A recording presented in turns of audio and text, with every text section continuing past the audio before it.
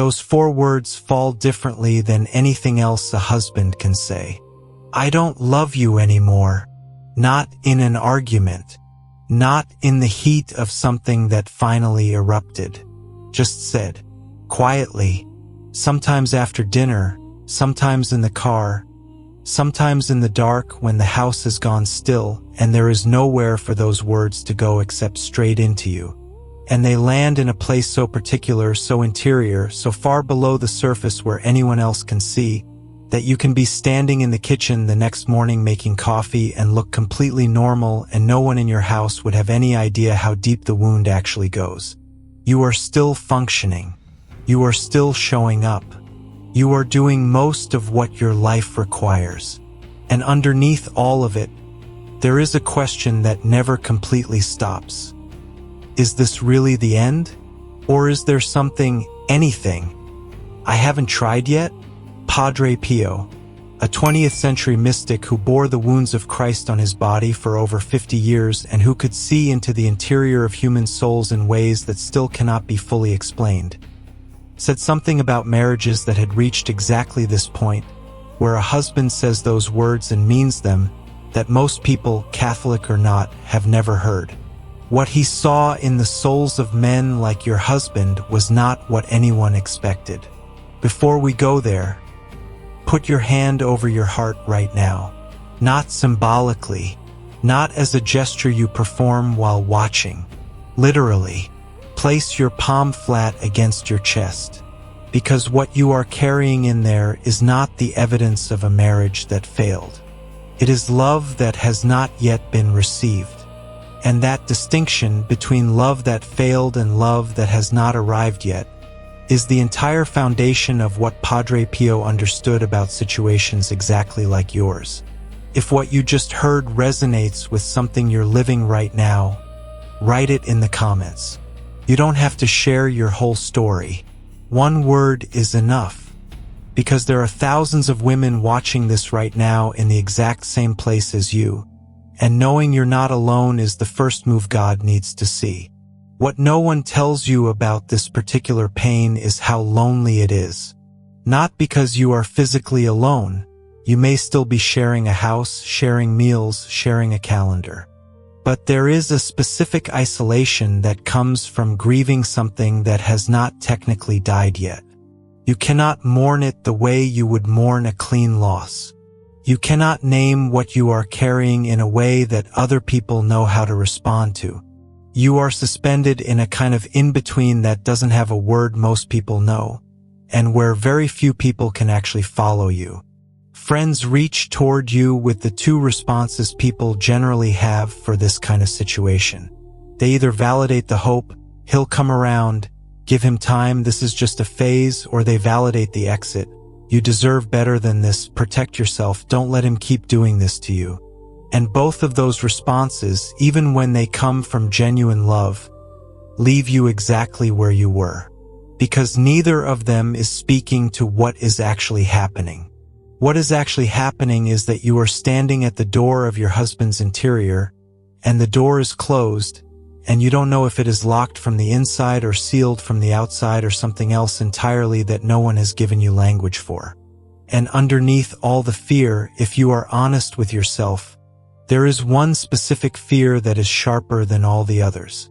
Not the fear of being alone, although that is real. Not the fear of what the practical realities of separation would mean, although that is real too. The sharpest fear is the fear that you imagined it. That the love you experienced for years, the specific, particular love of this specific man, was always less substantial than you thought. That something you built your whole life on was not as real as it seemed. That fear, that one specifically, is what Padre Pio's understanding addresses most directly. Because what he saw in 50 years of looking into the interiors of human souls at their most honest, was that the love you experienced was real because it was. And its current inaccessibility is not evidence that it wasn't real. It is evidence that something has covered it. Padre Pio heard confessions for over 50 years. Conservative estimates put the total number of confessions he heard across his ministry at more than 5 million. He was known, documented not by legend, but by the recorded testimony of thousands of witnesses, many of them skeptics, to know the interior state of the people who came to him before they had spoken a word. Things they had never told another living person. Things they didn't fully understand about themselves. What he saw again and again, in men who told him that the love for their wives was gone, was not an absence. It was a blockage, and that difference is not a small thing, because a blockage is not the same as an absence. A blockage is something that covers what is present. An absence is the presence of nothing, and those two realities require completely different prayers. A prayer that asks God to restore love that is absent asks for creation, for something new to be placed where nothing exists. A prayer that asks God to remove what is covering love that is already there asks for revelation, for something real to be uncovered. That is a completely different request. One that receives a completely different response. A blockage, in the spiritual language Padre Pio operated from, is not metaphor. It is a real condition of the interior life. A spiritual heaviness, accumulated over time, that settles over the part of a person that experiences love, making that dimension inaccessible. Not inaccessible from the outside in, from the inside out. Your husband is not cut off from his love by what you have done or not done.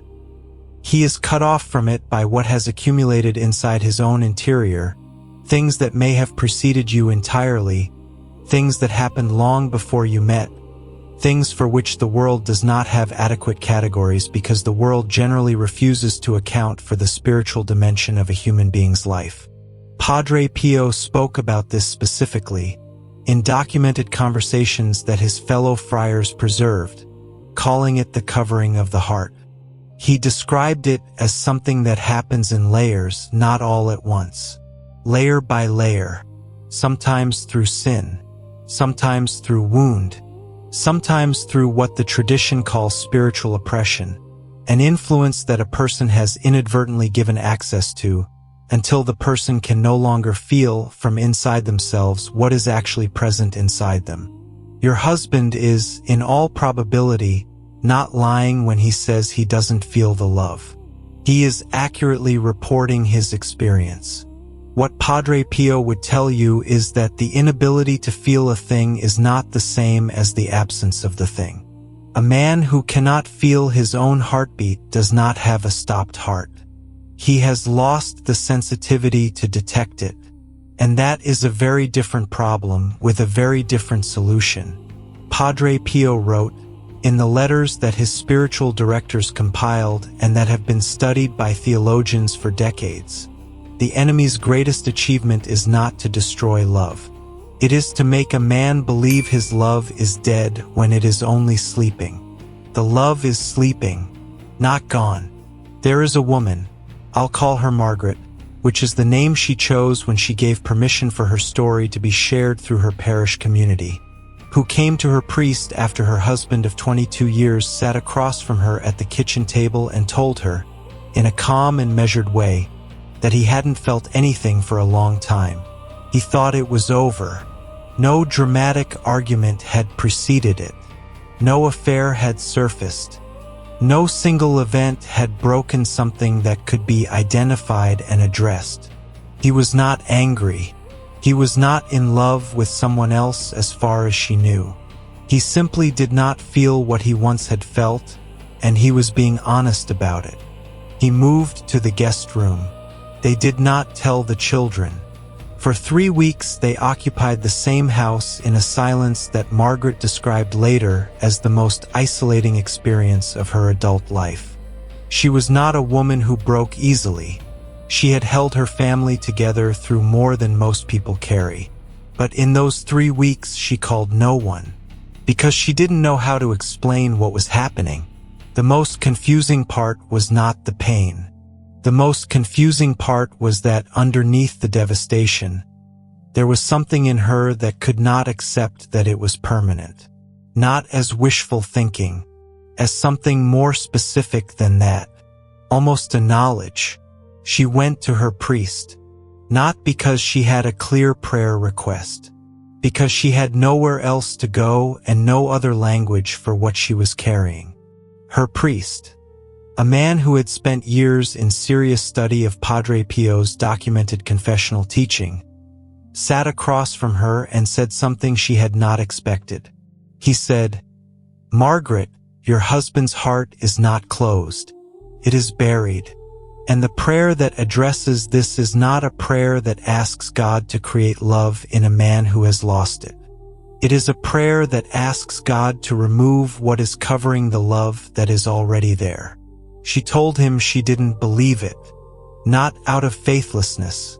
She had prayed her whole life, but because the man himself was reporting the absence. How do you pray for the presence of something when the person himself says it isn't there? The priest said, "The fact that he cannot feel it does not mean it isn't there. It means he cannot reach it. That is a spiritual condition. And spiritual conditions can be addressed by prayer in ways that are beyond what human effort can substitute for." She went home without fully believing him. She started praying the way he taught her anyway. And what Padre Pio revealed beyond what that priest understood, about what is actually happening inside a man's soul in the weeks and months after a wife begins to pray this specific kind of prayer, and why it produces what it produces, is something this channel is committed to uncovering video by video. Because no single video can contain the full picture. If you are not subscribed yet, subscribe now and hit the bell, because the next video in this series picks up exactly where this one is leading, and it carries the piece that connects everything we are building here. You don't want to reach that piece without what we are laying down right now. Now, before the prayers, and there are two differentiated by intention, built for two specific times of day and two specific spiritual needs, I need to give you the architecture underneath them. Because Padre Pio was consistent about this. Prayer that does not understand what it is reaching toward will stay at the surface. And a surface prayer cannot reach what is buried. The architecture has 3 layers. The first layer is diagnosis, understanding which specific interior condition your husband is actually in. Because Padre Pio identified, across thousands of men he encountered in exactly this kind of marital disconnection, 3 specific conditions that each look nearly identical from the outside, but each require the prayer to be directed to a different location. The first condition is spiritual numbness. A man in spiritual numbness has lost access to the dimension of himself that experiences the deeper things, not just in the marriage, but across his entire interior life. When you observe this condition from the outside, what you see is a global flatness. He does not respond with warmth to things that used to move him, not to the children, not to music he loved, not to beauty or humor or memory. The absence is not specifically directed at you. It has spread across everything. He looks like a man who cannot find his way back to himself. The second condition is what the tradition calls a soul tie. This is not always what you might initially imagine. It is not always a physical affair, though it can be. A soul tie can form through an intense emotional attachment with another person, or through a deep, consuming involvement with work or ambition or an idea that has become, in spiritual terms, a competing loyalty. When this is the condition, what you observe is the opposite of flatness.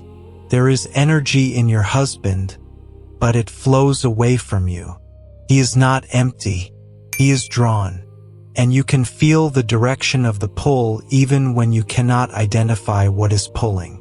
The third condition is interior exile. This is the man who has retreated deep inside himself to protect something he carries. usually a wound or a shame or a failure that predates your marriage and that he has never disclosed to anyone and perhaps has never fully acknowledged to himself. From the place of interior exile, he cannot access what he used to feel. Not because it is gone, but because the part of him where it lives has been sealed off in the protection of the wound. What you observe in this condition is not flatness and not pull. It is a precise, careful maintenance of distance. Not anger, not coldness. A deliberate management of space, as though something fragile is being guarded. Sit with your husband in your mind for a moment. Which of those three does he most resemble? The reason the diagnosis matters is this: each condition requires the prayer to be aimed at a different location. When you pray for spiritual numbness, you are praying for reconnection, for God to restore your husband's access to his own interior. When you pray for a soul tie, you are praying for release, for God to dissolve the spiritual bond that is holding his capacity for love in another direction. Not a prayer against anyone. A prayer for the opening of your husband's hand around something that has its grip on him. When you pray for interior exile, you are praying for safety, for God to provide whatever grace is needed to make it safe for your husband to emerge from the place where he is hiding.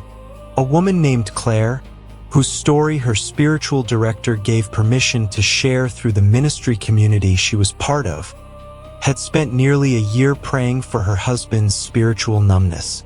The prayer had not produced anything visible. Her spiritual director, after listening to her describe her husband carefully over 2 sessions, pointed to something she had been observing without consciously registering. Her husband's management of distance was too consistent, too calibrated, to be the result of numbness.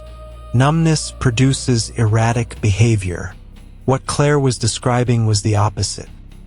A very precise maintenance of space, a careful management of how close and how far, that never let the situation deteriorate far enough to force a crisis but also never allowed enough closeness for real contact.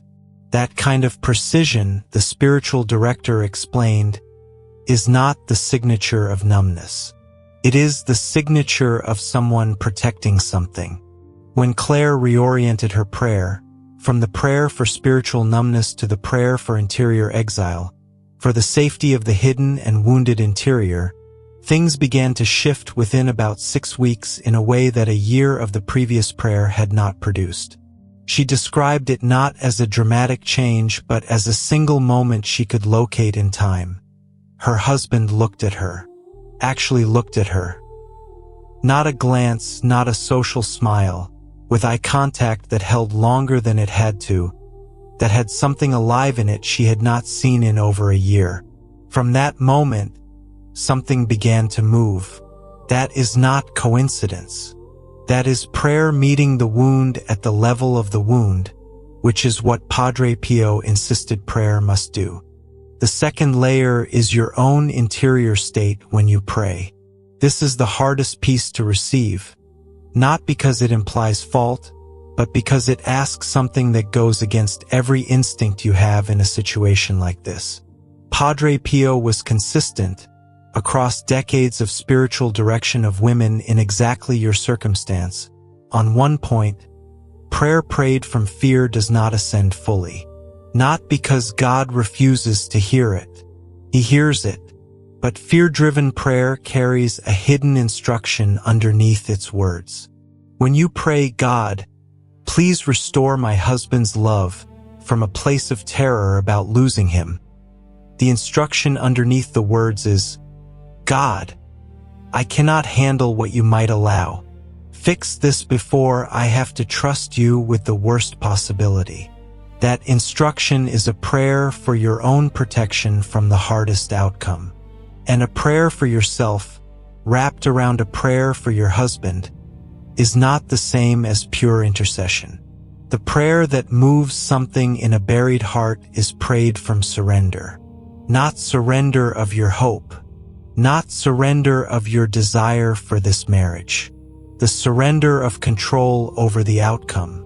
God, I am placing this man, his soul, his buried love, whatever covers it, completely in your hands. Not mine, yours. Do what only you can do in the place I cannot reach. I trust you with the result.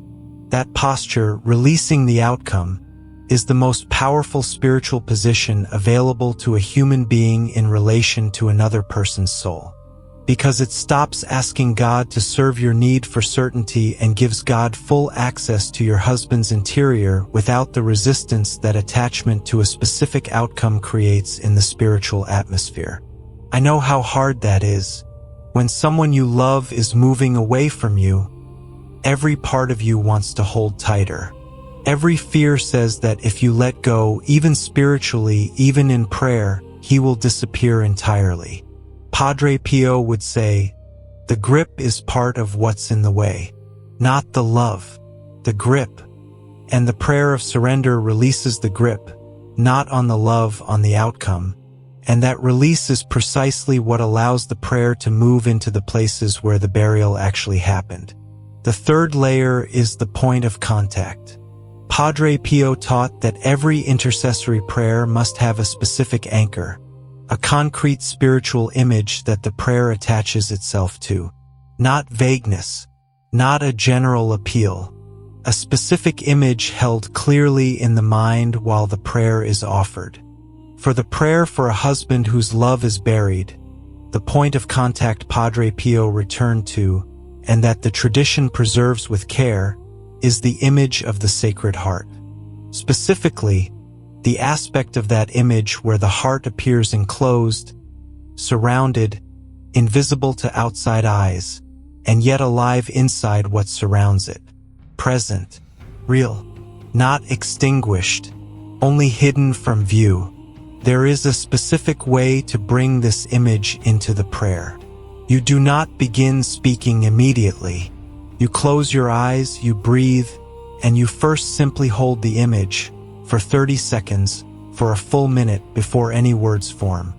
During that time, something in your interior begins to orient toward the correct location. When you begin to speak, you direct your prayer not at the covering, not at the situation you can observe from the outside, but at the heart beneath the covering. You address it as present, not as something you hope to recover, but as something that exists right now, inside your husband, enclosed but alive.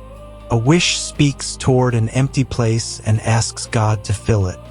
Intercession speaks toward a full place and asks God to open it.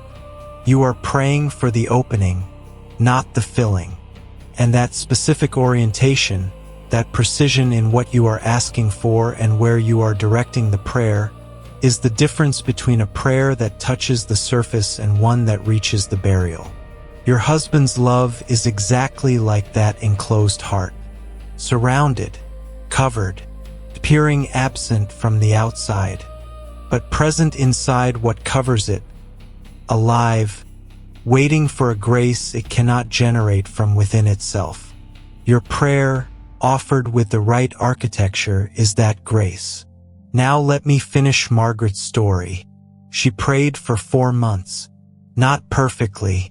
There were weeks when the fear was so loud that the prayer barely formed before it was interrupted. There were mornings when she could produce nothing more coherent than God. I cannot do this. Take it. And Padre Pio would say to you, that is a complete prayer. A prayer that costs something, that is offered by a person who has nothing elegant left, carries a weight that polished certain prayer often does not. During those 4 months, her husband moved out of the house entirely. He needed space, he said, while they figured out the next step. She did not fall apart in the way she had imagined she would. She describes that season, his absence from the house, the altered shape of everything she had known, as simultaneously the most disorienting period of her adult life and the most spiritually clear she had ever been.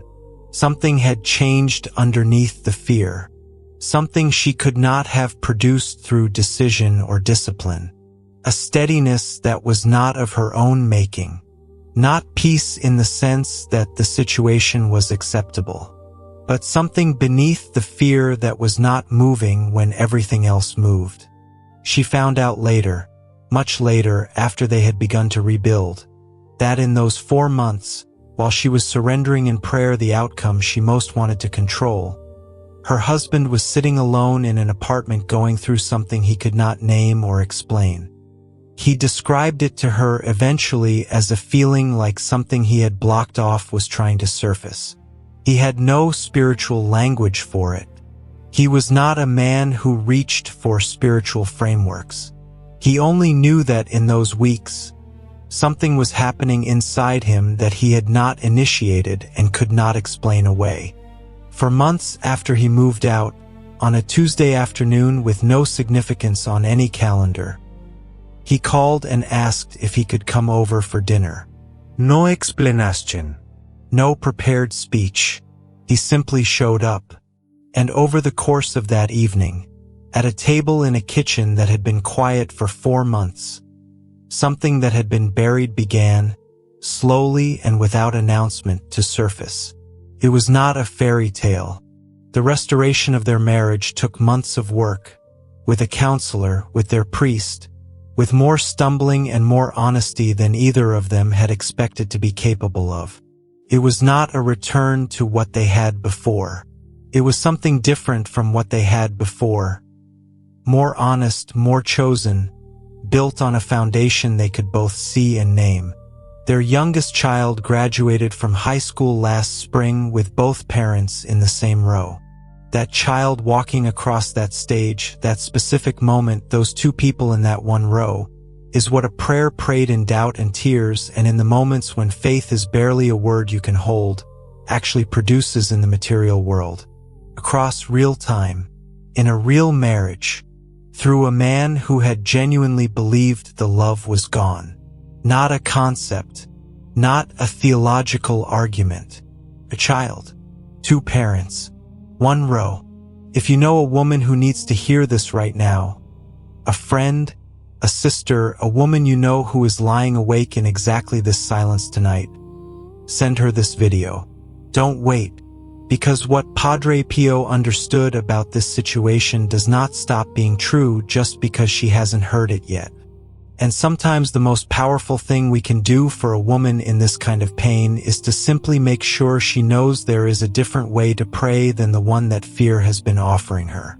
Now the prayers, 2 of them, differentiated by intention, differentiated by the time they are designed for, because what the day requires and what the night requires are not the same thing.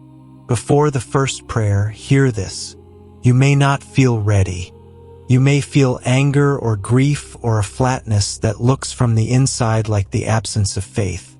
You may feel like someone who has no business approaching God with a request this specific because you can barely hold yourself together enough to form complete sentences. Pray anyway, Padre Pio taught, and this is documented in the community accounts from his years at San Giovanni Rotondo, that the prayer offered through doubt, through tears, by a person who is not certain God is even in the room, is not a weaker prayer. It is frequently the most powerful prayer, because it is costing the person something real. A prayer that costs something carries a weight that effortless, certain prayer cannot match. God knows the difference between what we say and what it takes for us to say it. And the woman who prays while she is not sure it is working, while the fear is still loud, while the outcome still feels impossible, that woman is showing God something that comfortable prayer does not. The first prayer is the bond prayer. It is for the daily active intercession, for the removal of whatever is covering your husband's buried love, whether that covering is spiritual numbness, the pull of a soul tie, or the sealed walls of his interior exile. Find somewhere you can sit without interruption. If you have a rosary, hold it. If you don't, place both hands open in your lap, palms facing upward, the posture of someone receiving, not controlling. Close your eyes. Bring your husband's face to your mind, not as he looks when he is distant or when the covering is thickest. Bring to mind a specific moment, One you can locate in your own memory, one with texture and detail, when you knew without doubt that he loved you, when you saw it in the way he looked at you or felt it in the way he moved toward you. Hold that specific memory. That is the truth of him that this prayer is reaching toward.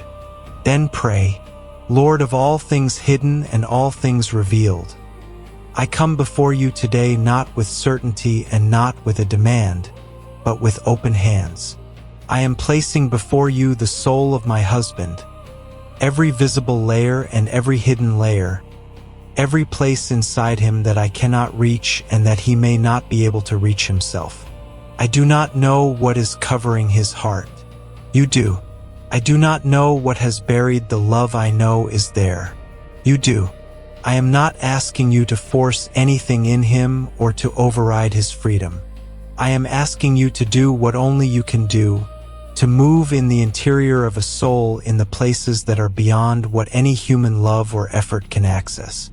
Remove from him every spiritual weight that does not belong. Every bond that is drawing his capacity for love in the wrong direction. Every wall inside him that is protecting a wound instead of healing it. So that what is real in him, what you placed inside him when you made him, can breathe again, can rise, can find its way back to the surface.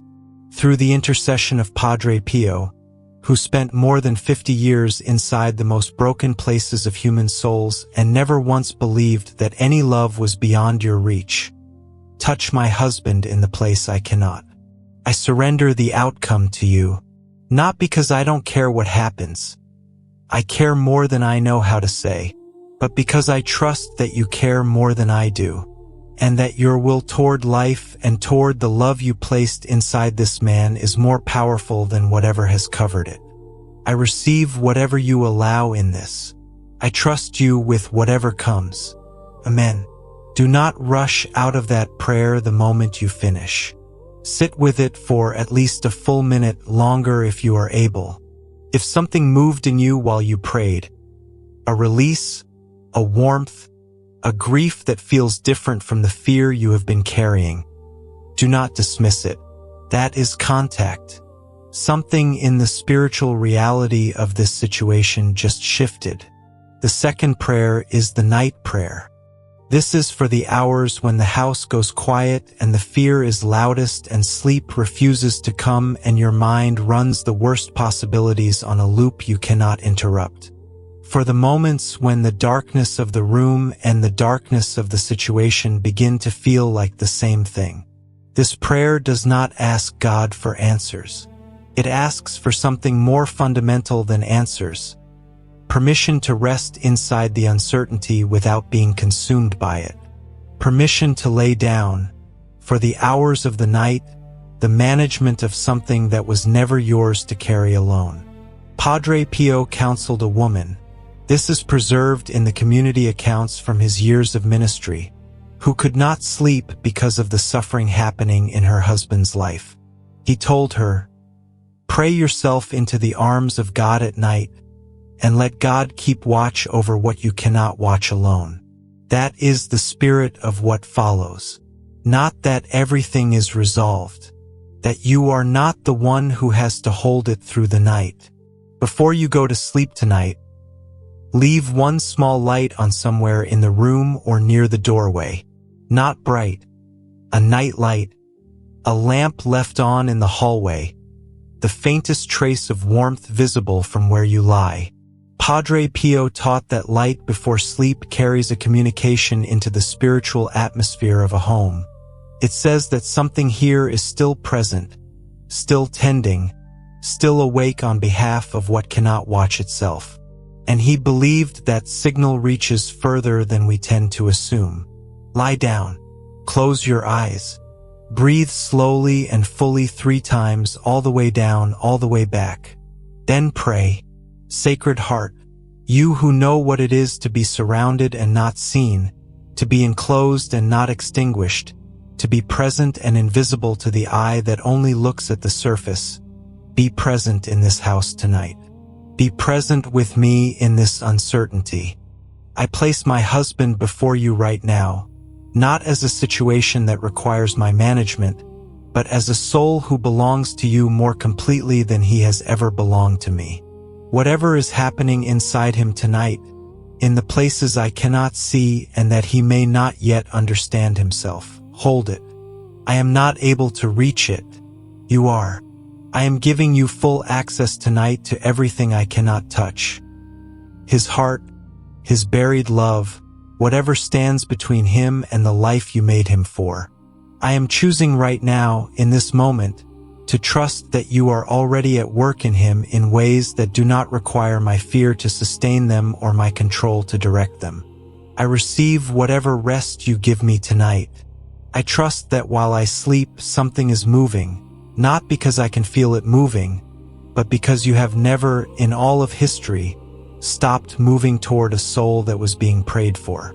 Through the intercession of Padre Pio, who prayed through his own nights for people in exactly this kind of darkness. Hold me, and hold him. Do in both of us what neither of us can do alone. Amen. Then sleep, not because the situation is resolved, not because you have moved past the fear, but because you have placed this deliberately, fully, with both hands open, in the hands of the one who never sleeps. And that is enough for tonight. It is, in fact, everything. You are not the last line of defense for your marriage. You never were. The woman who prays is the one who has found the only door into the place where the actual work is being done. What Padre Pio observed about what God does in a man's soul after a wife surrenders in prayer, the specific pattern of what unfolds, the signs that most women misread, why it moves the way it does, that is what the next video goes into directly. Because there is a pattern. It is identifiable. And when you recognize it, you stop reading the silence as abandonment when it is actually preparation. I will see you there.